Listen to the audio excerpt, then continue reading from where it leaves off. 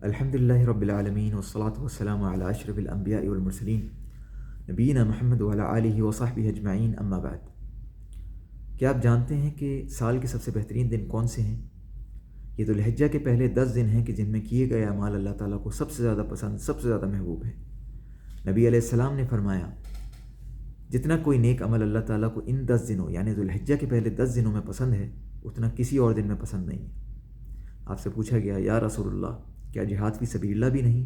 آپ نے جواب دیا ہاں، جہاد فی سبیل اللہ بھی نہیں، سوائے اس شخص کے جو اللہ کی راہ میں اپنی جان اور مال کے ساتھ شہید ہو جائے، یعنی سوائے اس شخص کے جو اللہ کی راہ میں جہاد کرتے ہوئے اپنی جان اور مال کے ساتھ شہید ہو جاتا ہے، ایسے شخص کے علاوہ اللہ تعالیٰ کے نزدیک کوئی بھی عمل اتنا محبوب نہیں جتنا کہ ذو الحجہ کے ان 10 دنوں میں کیے جانے والا عمل ہے۔ ہمیں ان دنوں کی اہمیت کو، ان کی امپورٹنس کو سمجھنا چاہیے اور ان سے پورا فائدہ اٹھانا چاہیے۔ اگر ہم شروع کے دنوں میں کچھ زیادہ عبادت نہیں بھی کر پائے ہوں تو کم از کم ہمیں باقی دنوں کو ضائع نہیں کرنا چاہیے۔ ان دنوں میں ایسے کون سے اعمال ہیں، ایسے کون سی عبادات ہیں جو ہم کر سکتے ہیں؟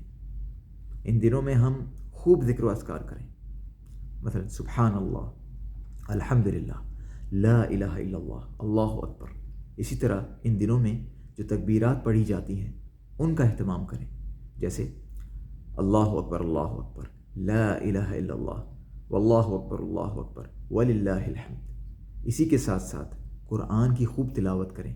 اگر پورا قرآن آپ ختم کر سکتے ہیں تو بہت اچھی بات ہے، لیکن اگر آپ پورا ختم نہ بھی کر سکیں تو جتنا زیادہ ممکن ہو اتنی قرآن کی تلاوت کریں، اور جس حد تک ممکن ہو اسے سمجھنے کی بھی کوشش کریں۔ یاد رہیں کہ قرآن کے ایک حرف پر 10 نیکیاں ملتی ہے، اور الف لام میم ایک حرف نہیں ہے، بلکہ الف ایک حرف، لام ایک حرف اور میم ایک حرف ہے۔ اسی طرح نمازوں کی پابندی کریں، اور ان میں سب سے پہلے آپ کی فرض نمازیں ہیں۔ اگر آپ مرد ہیں تو فرض نمازیں مسجد میں جا کر ادا کریں، اور اگر آپ عورت ہیں تو فرض نمازوں کو گھر میں اپنے وقت پر ادا کریں۔ فرض نمازوں کے ساتھ ساتھ سنتیں اور نوافل بھی کثرت سے ادا کرنے کی کوشش کریں، کیونکہ سجدوں کی کثرت جنت میں جانے کا ایک بہت بڑا ذریعہ ہے۔ اور اس میں کثرت کیسے ہوگی؟ اس کا مطلب یہ ہے کہ ہمیں فرض نمازوں کے ساتھ ساتھ سنتیں اور نوافل بھی ادا کرنی ہوں گی، جس کی وجہ سے ہماری سجدوں میں کثرت ہوگی۔ تو پھر ہم چاہے 5 فرض نمازوں سے پہلے یا بعد میں 12 سنتیں ادا کرتے ہوں، یا چاشت یا ضحیٰ کی جو نماز ہے وہ ادا کریں، یا پھر ہم تہجد کی نمازیں پڑھیں، الغرض ہم سنتوں اور نوافل میں کثرت کریں۔ نبی علیہ السلام نے فرمایا کہ فرض نمازوں کے بعد سب سے افضل نماز رات کی نماز ہے، یعنی تہجد کی نماز ہے۔ لہٰذا چند رکعت ہی کیوں نہ ہوں، ہم رات کے آخری پہر میں جب کہ 1/3 یعنی 1/3 رات باقی رہ جاتی ہے، جو کہ تہجد کا سب سے بہترین وقت ہے، ہم اس میں چند رکعت ضرور پڑھنے کی کوشش کریں۔ پھر بھلے ہم وہ فجر کی اذان سے کچھ دیر پہلے ہی کیوں نہ پڑھ لیں، اور اس کے بعد اللہ تعالیٰ سے اپنے لیے خوب دعائیں مانگیں، کیونکہ دعا کے لیے یہ افضل ترین وقت ہے۔ جیسا کہ حدیث میں آتا ہے کہ ہمارا رب آسمان دنیا پر اس وقت نزول فرماتا ہے اور اعلان کرتا ہے، کون ہے جو مجھ سے پکارے، کون ہے جو مجھے پکارے اور میں اس کی دعا قبول کروں، کون ہے جو مجھ سے مانگے اور میں اسے دوں، اور کون ہے جو مجھ سے اپنے گناہوں کی بخشش طلب کرے اور میں اسے بخش دوں۔ اللہ اکبر۔ اپنی دعاؤں کی ایک لسٹ بنائیں، اور صرف دنیا کے لیے کوئی خاص اسپیسیفک دعائیں نہ مانگیں، بلکہ اپنے لیے دنیا اور آخرت دونوں کی خیر کے لیے دعائیں مانگیں۔ مثلا دنیا میں خیر کے لیے آپ اپنے لیے نیک بیوی، نیک اولاد، اچھے دوست، اچھی صحبت اور نیک اعمال کی توفیق کے لیے دعا کر سکتے ہیں، اور آخرت میں گناہوں کی معافی، جنت میں بغیر حساب کتاب کے داخلہ اور نبی علیہ السلام کا ساتھ نصیب ہو، اس کے لیے دعائیں مانگ سکتے ہیں۔ ان دنوں میں کرنے والی عبادتوں میں سے ایک عبادت جو ہے وہ روزہ بھی ہے، جیسا کہ حدیث قدسی میں آتا ہے، اللہ تعالیٰ فرماتا ہے الصوم لی وانا اجزی بہ، یعنی روزہ میرے لیے ہے اور میں ہی اس کا بدلہ دوں گا۔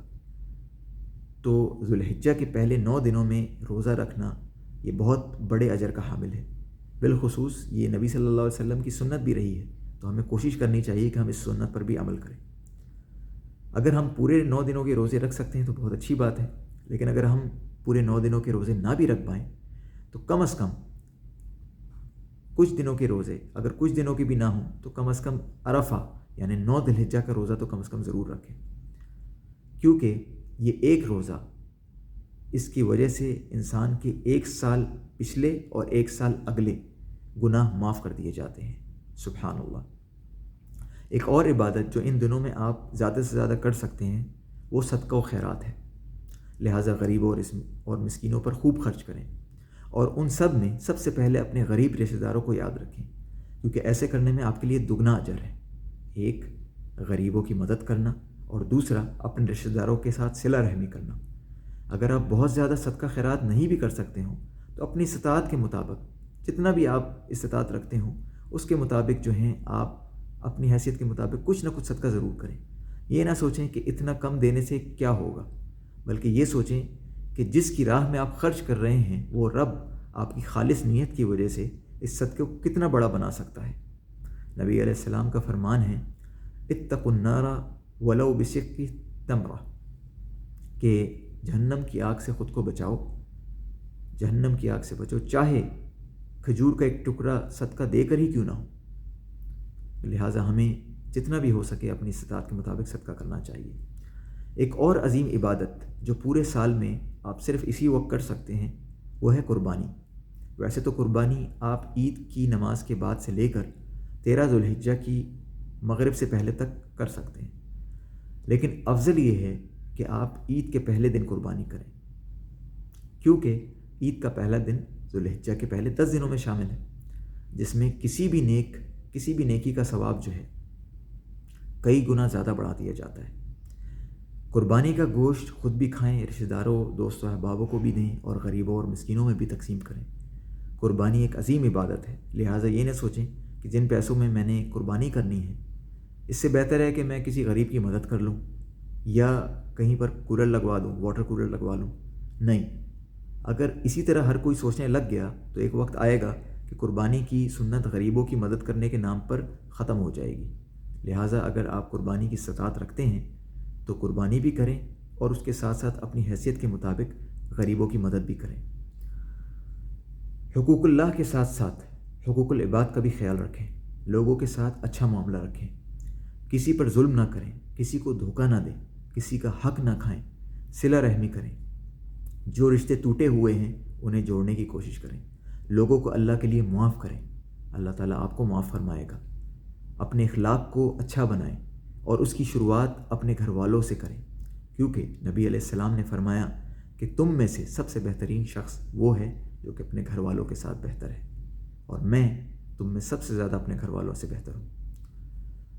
عید کی خوشیاں گناہوں سے پاک ہو کر ایک اچھا انسان بن کر، ایک نیک بندہ بن کر منائیں، اور جن نیک اعمال کے بارے میں ہم نے سنا ہے انہیں نہ صرف ہم ان عظیم دنوں میں کرنے کی کوشش کریں، بلکہ اسے اپنی زندگی تا حیات جو اپنی باقی زندگی رہ گئی ہے اس میں بھی جاری و ساری رکھنے کی کوشش کریں۔ اللہ تعالیٰ سے دعا ہے کہ ہم نے جو کچھ بھی سنا ہے اللہ تعالیٰ ہمیں اس پر عمل کرنے کی توفیق عطا فرمائیں، اور جو بھی نیک اعمال ہم کریں انہیں اپنی بارگاہ میں قبول فرمائیں۔ آمین۔ واقول قولی ھذا واستغفر اللہ لی ولکم۔